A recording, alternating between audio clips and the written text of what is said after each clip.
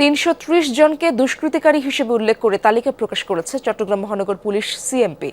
শহরে তাদের অবস্থান ও প্রবেশ নিষিদ্ধ। তালিকায় আছে আওয়ামী লীগের সাবেক মন্ত্রী, এমপি, মেয়র, ওয়ার্ড কাউন্সিলর, শীর্ষ সন্ত্রাসী এবং এক বিএনপি নেতার নাম। আইনশৃঙ্খলা পরিস্থিতি রক্ষা আর নজরদারি বৃদ্ধির অংশ হিসেবে এই উদ্যোগ বলে জানিয়েছে সিএমপি। নতুন ব্লেন্ডে আরো রিচ অ্যারোমায় সেলন ফ্যামিলি ব্লেন্ড টে। সিএমপি কমিশনার স্বাক্ষরিত গণবিজ্ঞপ্তিতে বলা হয়, শান্তি শৃঙ্খলা রক্ষা ও জানমালের নিরাপত্তা নিশ্চিত করতে পরবর্তী নির্দেশনা না দেওয়া পর্যন্ত তালিকাভুক্ত ৩৩০ জন দুষ্কৃতকারীর চট্টগ্রাম মহানগর এলাকায় প্রবেশ ও অবস্থান সম্পূর্ণ নিষিদ্ধ থাকবে। আদেশ অমান্য করলে সংশ্লিষ্টদের বিরুদ্ধে আইন অনুযায়ী ব্যবস্থা নেওয়া হবে।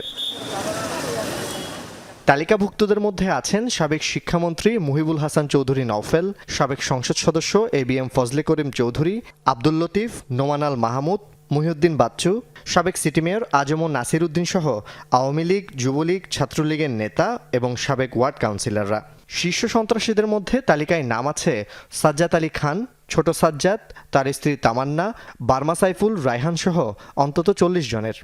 যেহেতু তাদের নাম এবং তালিকাগুলো চলে আসছে এবং সেই সাথে যদি আমরা যদি তাদের ফটোগ্রাফটাকে আমরা সেট করে দিই, তাদের স্বল্প বিস্তরে যদি আমরা তার বায়োডাটারও সেট করে দিই, তাহলে তাদেরকে শনাক্ত করতে সুবিধা হবে। আমরা তাদেরকে অ্যাপ্রিহেন্ড করতে পারবো এবং আইনের আওতায় আমরা আনতে পারবো। সেই ক্ষেত্রে আমরা সমাজের সর্বস্তরের লোকেরও আমরা সহযোগিতা পাবো।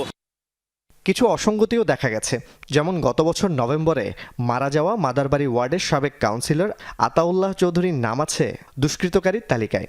চট্টগ্রাম মহানগর বিএনপির বর্তমান যুগ্ম আহ্বায়ক শওকত আজম খাজার নাম আছে তালিকার 4 নম্বরে। তালিকাটার ভিতরে 4 নম্বরে আমার নামটা দেখে আমি নিজেই খুব বিস্মিত হয়েছি। চিন্তা করছি যে এই তালিকাটা কিসের ভিত্তিতে তৈরি হয়েছে। আমি সহ আমার বিএনপির আমার সহকর্মীরা প্রায় 12 জনের নাম আমি দেখেছি। তালিকায় থাকা আওয়ামী লীগ, যুবলীগ, ছাত্রলীগ নেতাকর্মী ও কাউন্সিলরদের বেশিরভাগই 5 আগস্টের পর থেকে কেউ পলাতক, কেউ আত্মগোপনে। গ্রেফতার হয়েছে কয়েকজন। বার্মা সাইফুল, বুইশাসহ কয়েকজন শীর্ষ সন্ত্রাসীও কারাগারে। মূলত নির্বাচন সামনে রেখে তালিকাটি তৈরি করা হয়েছে। কাদেরকে রেখেছে আমি সেই বিতর্কে যাচ্ছি না। আর এখানে রাজনৈতিক উদ্দেশ্য থাকলে সেটা খুবই ভয়াবহ হবে, কারণ কারো পারপাস সার্ভ করলে। কিন্তু এখন যেগুলো হচ্ছে এগুলো আমরা কোনো লোক দেখানো বিষয় কিনা, কিংবা কাউকে প্রতিপক্ষ করা হচ্ছে কিনা, কাউকে ভিক্টিমাইজ করা হচ্ছে কিনা, এটা নিয়ে যথেষ্ট সন্দেহের অবকাশ আছে। জোবায়েদ ইবনে শাহাদাত, যমুনা নিউজ, চট্টগ্রাম।